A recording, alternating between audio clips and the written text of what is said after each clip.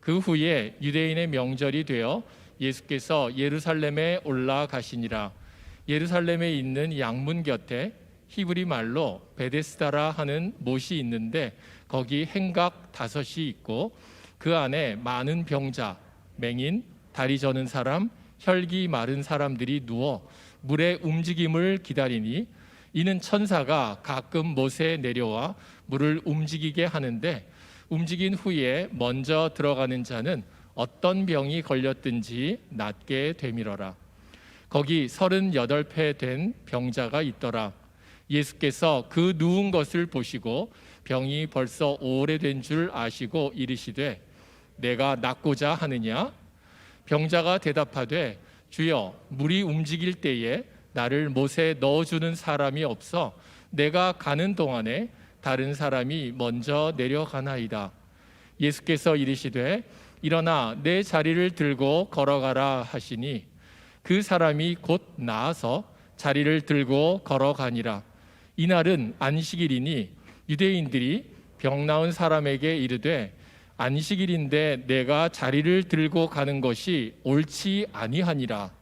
대답하되 나를 낫게 한 그가 자리를 들고 걸어가라 하더라 하니 그들이 묻되 너에게 자리를 들고 걸어가라 한 사람이 누구냐 하되 고침을 받은 사람은 그가 누구인지 알지 못하니 이는 거기 사람이 많으므로 예수께서 이미 피하셨음이라. 그 후에 예수께서 성전에서 그 사람을 만나 이르시되 보라, 내가 나았으니 더 심한 것이 생기지 않게 다시는 죄를 범하지 말라 하시니 그 사람이 유대인들에게 가서 자기를 고친 이는 예수라 하니라. 아멘. 오늘은 절망을 이겨낸 은혜라는 제목으로 말씀 함께 나누기를 소원합니다. 한 어린 딸이 있었습니다. 아빠에게 다가옵니다. 그런데 얼마나 가까이 다가왔는지 아빠 얼굴에 자기 얼굴을 거의 달 정도로 그렇게 다가와서 봅니다. 아빠의 눈을 봅니다. 그러면서 너무 좋아하며 이 아이가 이렇게 말해요. Daddy, I can see myself in your eyes. 아빠가 이 딸이 너무 사랑스러워서 대답을 해주죠. 딸아, 그럼 아빠 눈에 늘 네가 있지. 그것만이 아니라 아빠 마음에 늘 내가 있단다. 여러분, 예수님 눈 안에 있던 한 사람을 우리가 본문에서 만납니다. 아빠 앞에 가까이 다가온 이 딸과는 달리 이 사람은 예수님을 그렇게 찾아 나오지 않았습니다. 예수님을 몰랐습니다. 그러나 예수님은 그 사람을 아셨어요. 그 사람이 주님 마음 안에 있었어요. 그래서 그를 찾아가셨어요. 그가 있던 곳인 예루살렘 성 북쪽에 있는 양의 문 곁에 있는 베데스다 연못에까지 예수님이 친히 찾아가셨습니다. 이 스토리의 시작을 보면은 1절에 그 후에 유대인의 명절이 되어라고 시작합니다. 그 후에 요한복음 4장에 보니까 예수님이 예루살렘을 방문하시고 나서 다시 갈릴리 지역으로 내려갔어요. 가나 혼인잔치에서 기적을 베푸셨던 그곳에도 가시고 갈릴리 지역에서 사역을 하시고 나서 그 후에라는 말입니다. 그 후에 예루살렘으로 다시 가시게 된 그러한 동기가 생겼는데 유대인의 명절이 온 것입니다. 유대인들에게는 3가지 아주 중요한 명절이 있습니다. 하나님이 노예 민족이었던 이스라엘을 애굽에서 인도해 내신 그 구원의 사건을 기억하는 유월절이 있었습니다. 또한 오순절 명절이 있었는데 봄의 추수입니다. 주님 앞에 감사드리며 또한 주님 앞에 예배드리는 이 오순절은 더욱이 시내산에서 하나님께서 율법을 주신 것을 그렇게 하나님의 백성 이스라엘을 선택받은 민족으로 세워주셨다는 것을 기억하는 명절이기도 했습니다. 그리고 가을에 있는 초막절이 있었습니다. 바로 40년 광야 행군 가운데 하나님이 함께 하셔서 보호하시고 필요한 모든 것을 공급해 주셨듯이 1년 동안에 그 땅을 일구며 농사했던 그 모든 것의 결과 아름다운 결실을 가지고 하나님 앞에 감사드리며 드리는 감사제인 초막절이 있었습니다. 이 3가지 명절은 정말 유대인 남자들은 하던 일을 다 멈추고 예루살렘에 다 함께 모여서 하나님께 감사하는 제사를 드리라고 하셨어요. 하나님이 베푸신 은혜에 감사하는 명절이었죠. 예수님께서 바로 이 명절이 와서 예루살렘으로 다시 발걸음을 옮기신 것입니다. 유월절, 오순절, 초막절 어느 명절이었는지는 명시하고 있지는 않지만은 그러나 중요한 명절이었어요. 여러분, 우리도 명절 하면은 바쁜 일상생활 가운데서도 일손을 잠시 멈추잖아요. 그리고 기쁘고 즐겁게 온 가족이 모이고 또한 가까운 친구분들과 함께 모여서 즐거운 시간을 보내지요. 유대인의 명절은 더욱더 그랬을 것입니다. 온 나라가 함께 모여서 하나님께 감사하고 함께 좋은 음식을 나누며 기쁨을 나누는 그러한 때였지요. 성전이 있는 예루살렘은 더욱더 축제 분위기로 가득했을 것입니다. 바로 그 예루살렘으로 예수님이 올라가셨어요. 그런데 예루살렘에 도착하셨을 때에 축제 그 한가운데인 성 안에만 머물러 계시지 아니하시고 발걸음을 옮기셔서 예루살렘 성으로 들어오는 저 북쪽 문, 양의 문 곁에 있는 베데스다라고 하는 그곳으로 가십니다. 2절의 말씀에 보니까 예루살렘에 있는 양문 곁에 히브리 말로 베데스다라는 못이 있는데 거기 행각 5이 있더라 그랬어요.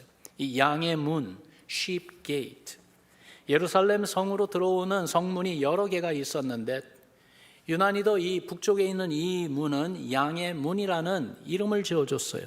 왜냐하면은 하나님께 나오는 성전에 나와서 하나님께 제사 드리기 위해서 제물이 될 양이나 소를 데리고 이제 예루살렘 성으로 들어오는데 그 짐승들을 데리고 들어오는 문이었기 때문에 그렇습니다. 예수님 시대 당시 사람이 드나드는 문이 아니고 양이나 소와 같이 희생제물로 바쳐질 가축들을 데리고 들어오는 문이었건만, 그런데요, 제사장들이 이제 하나님께 제사 드리는 그 백성들이 좀 더 편리하게 할 수 있도록 성전 마당에서 제물을 파는 그러한 일이 있고 나서 더 이상 그 양의 문이 짐승들을 데리고 들어오는 문으로 사용되지 않았습니다. 그 옆에 베데스다라고 불리우는 연못이 있었는데 성전에 물을 공급하기 위한 목적으로 처음 만들어졌던 것, 거기에서 희생양으로 가지고 온 양을 씻는 목적으로도 사용되었건만 이제는 그렇게 제물을 가지고 들어오는 것이 거의 없어지니까 그곳에 사람들이 이제 모이기 시작했어요. 왜냐하면 언제부터인가 이 연못에서 몸을 씻으면 병이 낫는 치료의 효과가 있다는 소문이 퍼지면서 불치병에 걸린 사람들이 함께 모이는 장소가 된 것입니다. 베데스다, 그 이름의 뜻은 House of Mercy, 그래서 자비의 집, 긍휼의 집입니다. 그리고 거기에 예수님이 찾아오셨어요. 주님 마음 안에 있는 한 사람을 만나기 위해서 찾아오셨어요. 주님이 그곳에 오셨을 때에 거기에 그 모습을 2절 3절에서 잘 묘사해 주고 있어요. 5개의 기둥이 있고 그리고 그 기둥 위에 벽이 없는 그냥 지붕이 약간 덮여져 있는 그러한 모습, 그리고 그 아래에는 연못 주위에 많은 병자들이 있었는데 눈먼 사람들, 중풍병자들, 반신, 불구자들, 여러 가지 병과 아픔에 시달려 괴로운 가운데 있는 사람들이 모여 있었어요. 건강하고 성한 사람들이 아니라 아픈 사람들이 모여 있는 곳이었는데 이유는 말씀드린 것처럼 연못에 물이 동하기를 기다리고 있는 사람들이에요. 물이 움직이기 시작할 때 그 안에 들어가 병이 나았다는 사례가 있어서 사람들 간에 이것은 천사가 내려와서 연못에 물을 움직이는데 먼저 들어가는 자는 무슨 병이든지 하나님의 긍휼로 나음을 받는다는 이야기가 전해지고 있었기 때문입니다. 하나님의 자비로 병 고침을 받을 수 있는 은혜의 현장, 베데스다, House of Mercy, 긍휼의 집, 자비의 집. 그러나 이름과는 달리 실상은 자비가 없었습니다. 긍휼이 없었습니다. 정반대로 무자비하고 경쟁이 너무나도 심하고 더욱이 나아가 처절한 싸움터였습니다. 어쩌다 물이 움직이는 것 같은 모습이 보이기만 하면은 무슨 양보가 있습니까? 무슨 자비의 마음이 있겠습니까? 내가 먼저 들어가야지 하는 그 마음에 서로 경쟁하고 서로 밀치고 하는 너 죽고 나 살자라는 치열한 이러한 끔찍한 상황이 일어나는 곳이 바로 그 현장이었죠. 너무 아이러니하지 않습니까? 자비의 집이라고 불려지는 그곳에 실제로 자비의 모습은 전혀 찾아볼 수 없었던 것이에요. 오늘의 베데스다는 어디일까 생각을 해봅니다. 하나님께서 베풀어 주시는 은혜와 자비가 있는 곳, 그 자비가 나타나야 되는 그곳 어디일까요? 예수님께서 당신 자신을 가리켜 양의 문이라고 말씀하신 적이 있어요. 요한복음 10장에 보면은 주님이 이런 말씀을 하세요. 내가 진실로 진실로 너에게 말하노니 나는 양의 문이라. 내가 문이니 누구든지 나로 말미암아 들어가면 구원을 받고 또는 들어가며 나오며 꼴을 얻으리라. 양의 문을 통해 들어가면은 베데스다에 이르듯이 예수님을 통해 들어가면은 구원을 받는다라고 예수님 말씀하신 거예요. 하나님의 긍휼과 자비를 맛보고 사랑을 받는 그 장소, 그래서 예수님을 알게 되고 예수님을 통해서 구원을 받을 수 있는 오늘날의 베데스다, 어디가 먼저 생각이 납니까? 교회 아닙니까? 교회는 구원의 은혜를 받은 성도들이 모인 곳입니다. 교회는 하나님의 긍휼과 자비를 찾는 분들을 위하여 준비된 은혜의 장소입니다. 여러분 동의하시면 아멘 합시다. 은혜의 장소가 교회예요.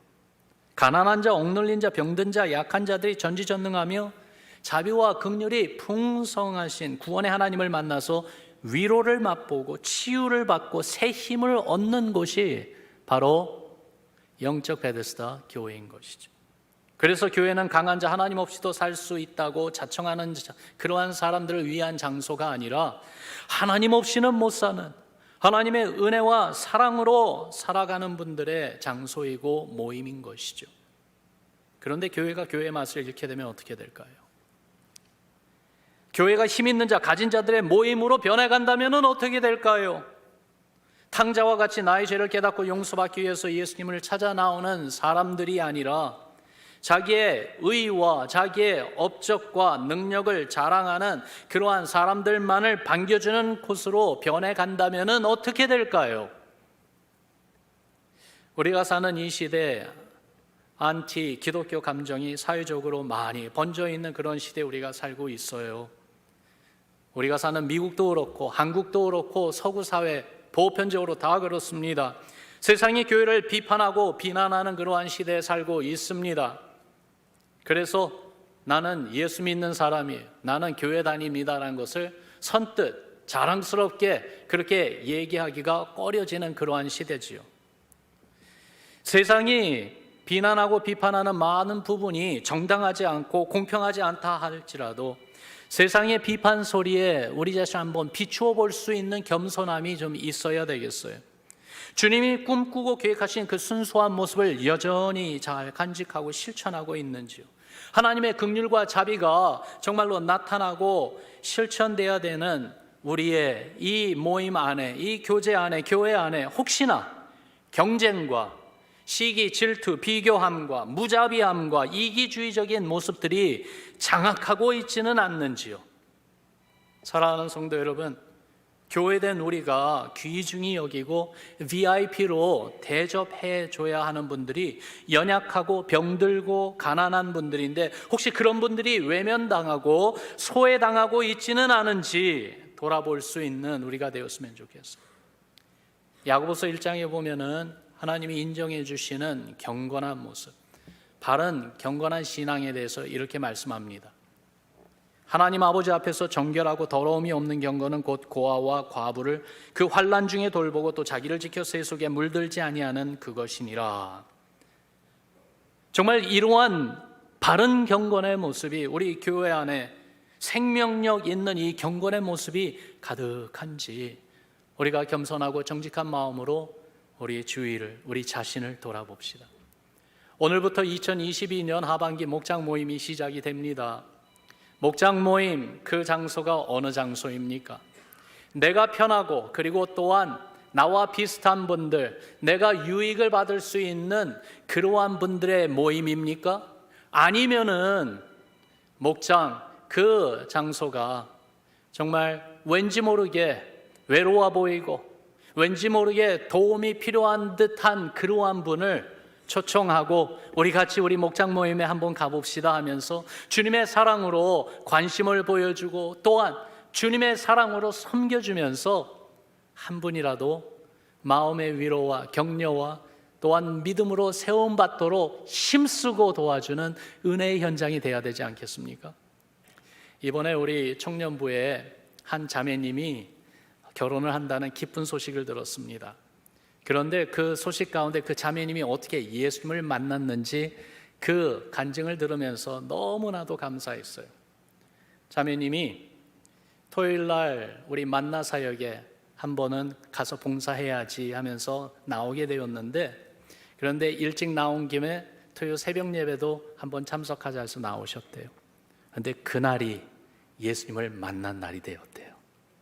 그날 말씀을 듣고 얼마나 마음에 감동이 되고, 그리고 내가 죄인인 거 알게 되고 주님 저를 용서해 주세요 하면서 그 기도가 나오는데 눈물이 터져 나오고요. 많은 기도 가운데 예수님을 인격적으로 처음 만나게 된 자매.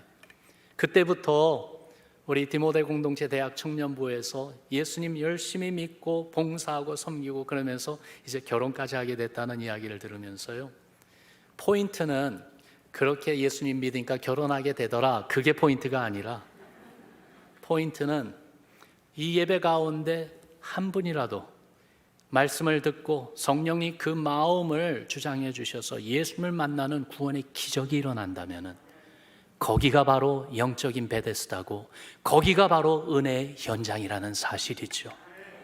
여러분, 우리 교회가 우리 목장의 그 모임 시간과 장소가 이러한 은혜의 현장이 되기를 주님의 이름으로 축원합니다. 오늘날 교회가 다시 한번 거룩한 결단을 내려야 하지 않겠습니까? 베데스다를 베데스다가 필요한 분들에게 되돌려주는 거예요. 교회가 필요한 분들에게 되돌려주는 일 말입니다. 그래서 자비 하나님, 긍휼의 하나님을 찾는 분들에게 예수 그리스도를 소개해주고 또한 생명의 주님, 구원의 주님을 보여주는 우리 교회 되기를 간절히 소원합니다. 베데스다 연못을 찾아오신 예수님, 거기에서 한 사람 예수님이 만나 주십니다. 이 사람에 대해서 한번 보죠. 주님 눈 안에 간직한 불쌍한 영혼이에요. 5절과 6절 보니까 그를 이렇게 소개해요. 거기 38해 된 병자가 있더라. 예수께서 그 누운 것을 보시고. 38해, 38년입니다. 결단코 짧은 세월 아닙니다.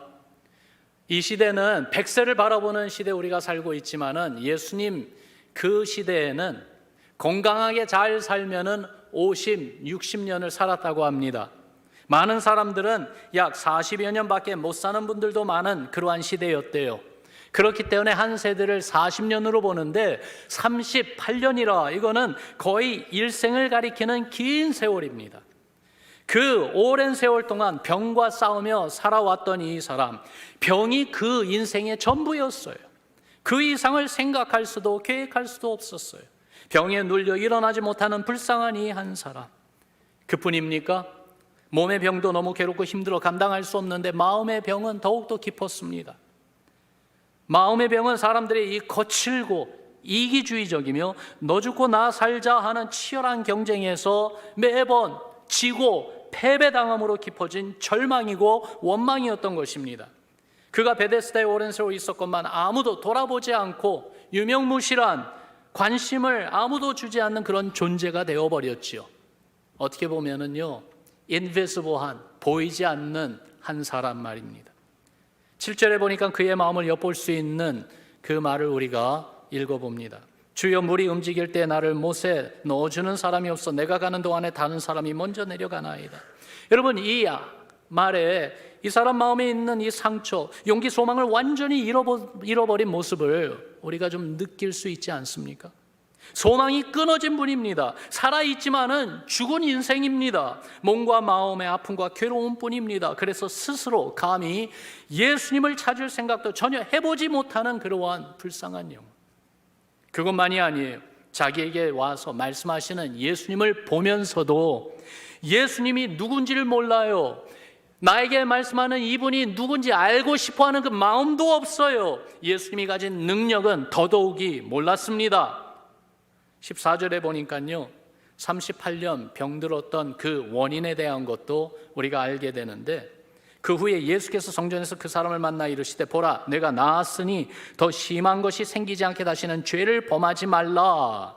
그러니까 자세히는 알 수 없지만은 그가 이렇게 오랜 세월 병에 시달렸던 이유가 그의 어떤 죄와 연관이 있다는 거죠. 죄로 인해서 병들었던 사람이에요. 이렇게 여러 면으로 볼 때 하나님의 긍휼을 받을 만한 그러한 자격 조건이 전혀 없는 이 한 사람입니다.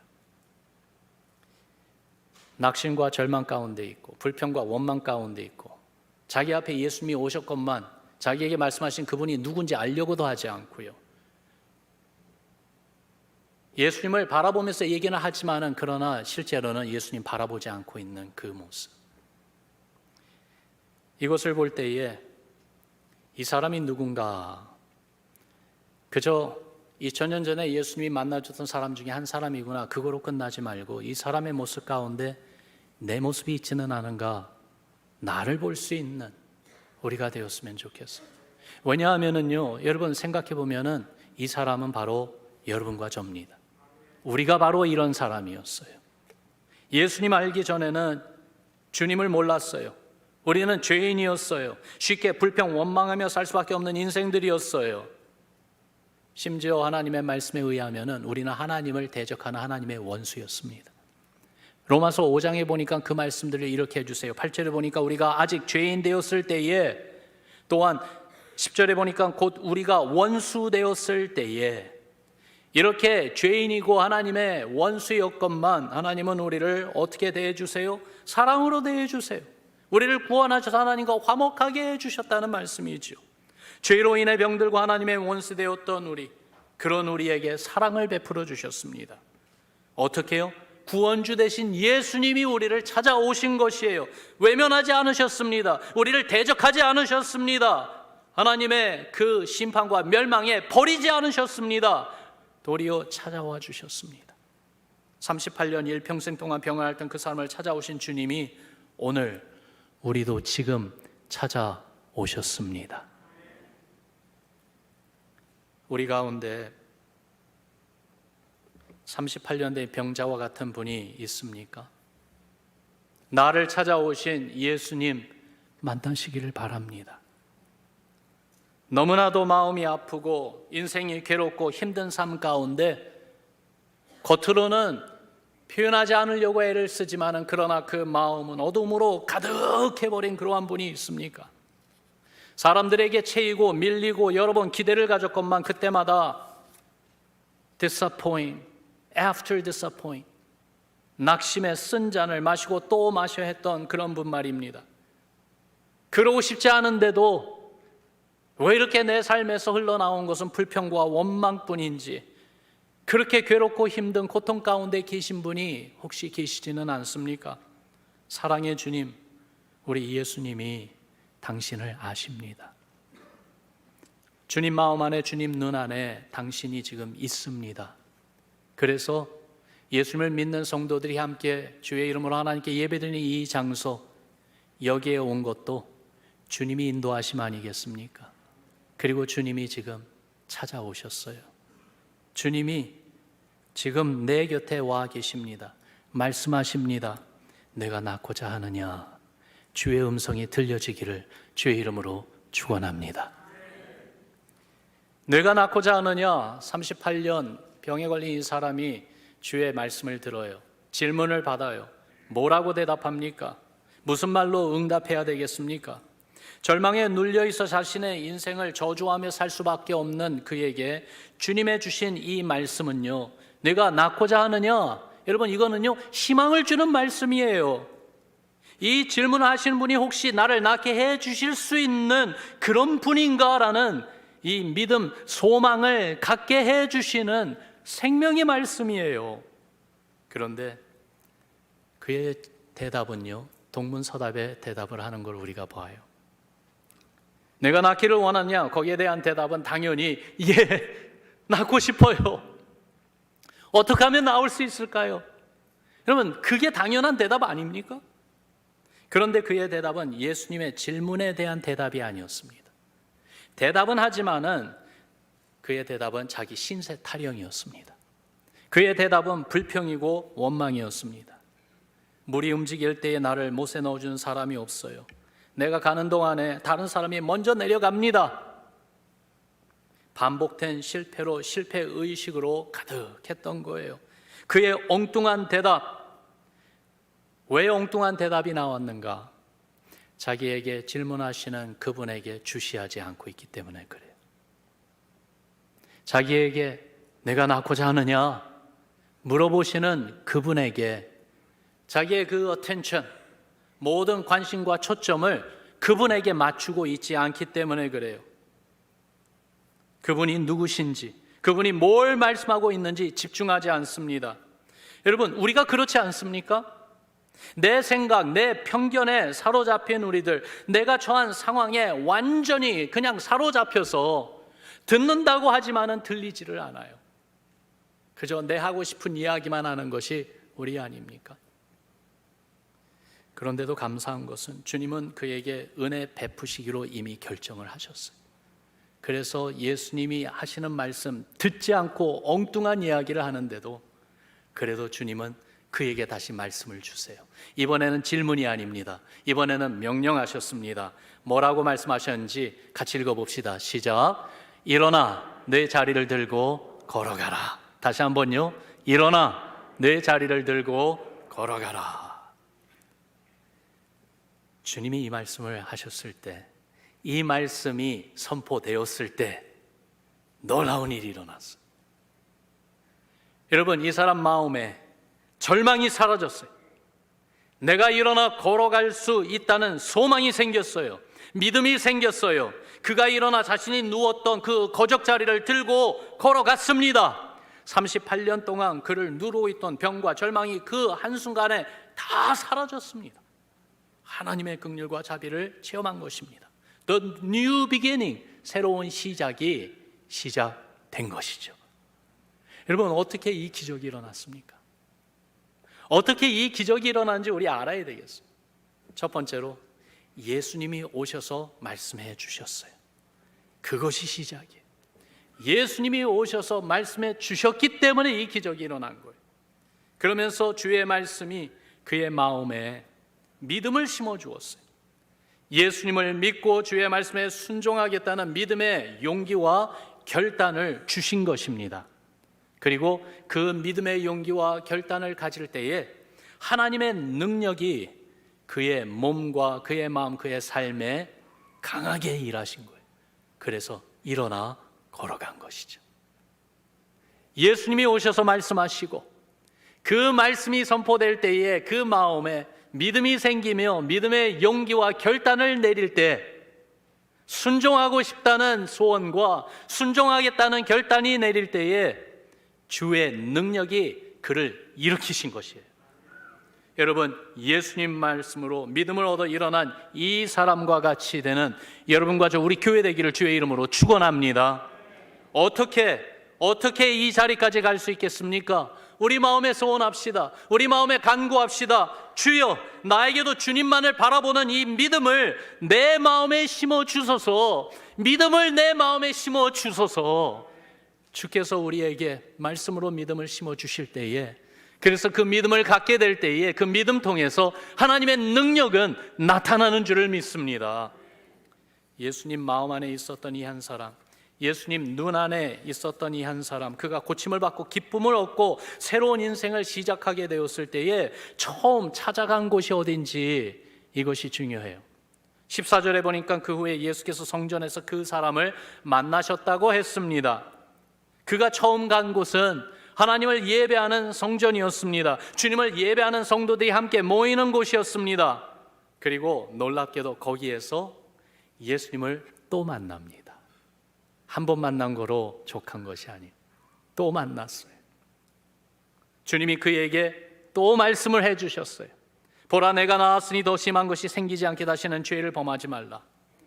다시는 죄를 범하지 말라. 죄 짓는 옛 삶으로 돌아가지 말라는 것이지요. 주님 안에서 영과 육이 강건하게 하나님을 예배하는 삶으로 나온 지금 이 모습대로 이제는 그렇게 살아라. 하나님을 예배하는 삶으로 살아라. 주님의 이 말씀을 듣고 이 사람이 어떻게 했습니까? 오늘 읽은 본문 15절을 보니까 그가 유대인들에게 가서 나를 고친 분은 예수 그분입니다. 예수가 나를 고쳤습니다 하면서 예수님을 전했습니다. 예수님을 증거했습니다. 예수님을 자랑했습니다. 여러분, 바로 이 사람의 이야기가 우리 이야기 되기를 주님의 이름으로 축원합니다. 말씀을 정리해 보죠. 예수님이 보여준 이 기적의 사건을 통해서 우리에게 주시는 위로가 있어요. 또한 도전이 있어요. 세 가지로 정리를 해보는데, 첫 번째, 여러분, 교회가 하나님의 자비 긍휼의 집으로 나타나야 한다는 사실을 꼭 기억합시다. 교회는 사람을 살리는 곳입니다. 우리 교회는 사람을 살리는 곳이, 우리 목장은요 사람을 살리는 곳이에요. 죽은 영혼을 살리는 곳이에요. 이 일을 주님이 오늘도 우리 가운데 하십니다. 잊지 맙시다. 기득권을 행세하는 특유의 불의를 위한 장소가 절대로 아닙니다. 어떤 죄인이든지 그 죄를 용서받고 회복되어 하나님을 예배하며 예수 그리스도를 자랑하고 증거하게 되는 그 축복의 은혜의 현장이 바로 교회예요. 영적 베데스다예요. 교회를 교회되게 합시다. 그래서 교회가 꼭 필요한 그분들에게 우리 교회를 가져다주고 그분들을 교회로 인도하여 주님 앞으로 데려나오는 우리의 신앙 되기를, 우리 신앙의 공동체 되기를 주님의 이름으로 축원합니다. 두 번째로, 나를 찾아오신 주님 만나야 됩니다. 외면하지 마세요. 주님 벌써 우리 가운데 계세요. 우리의 마음의 문을 두드리고 계세요. 우리에게 말씀하세요. 여러분, 주님의 얼굴을 바라보며 그 주님의 눈 안에 내 모습이 보일 정도로 주님 앞에 가까이 다가가지 않겠습니까? 무슨 말이에요? 마음으로, 말씀으로, 기도로 예수님을 사모하며 주님을 가까이 대하시기를 바랍니다. 그럴 때에 주의 사랑을 알게 될 것입니다. 주님의 은혜를 느끼게 될 것입니다. 거기에 놀라운 위로와 기쁨이 넘치게 될 줄로 믿습니다. 그러면서 세 번째로, 내 마음에 믿음 심어달라고 간구합시다. 주님의 말씀으로 이 시간 나를 치유하시고 나로 하여금 일어나 걸을 수 있게 해달라고 구합시다. 여러분, 이 몸, 육신의 다리로 걷는 것만 걷는 게 아니죠. 우리가 믿음으로 걸어야 되잖아요. 풍랑이 있는 바다도 믿음으로 걸으니까 그 바다 위를 예수님과 함께 걸었잖아요.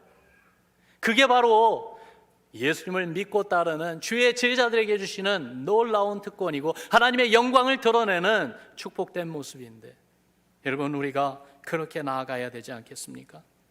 주님께 예배하는 자리, 기쁨과 감사의 자리로 그렇게 믿음의 발걸음을 내디디며 나아가기 위하여 주님이 우리에게 주신 말씀 또 들려주옵소서 하는 간절한 기도가 있기를 바라요. 어떤 말씀이요? 내가 나았으니 일어나 내 자리를 들고 걸어가라. 내가 나았으니 이제 다시 일어나 내 자리를 들고 걸어가라. 이 주님의 음성을 들으며 다시 한번 기적을 체험하며, 그래서 예수 그리스도를 자랑하고 증거하는 표적된 삶을 사는 우리의 신앙, 우리 교회 여러분과 저 되기를 주님의 이름으로 축원합니다. 우리 같이 기도하죠.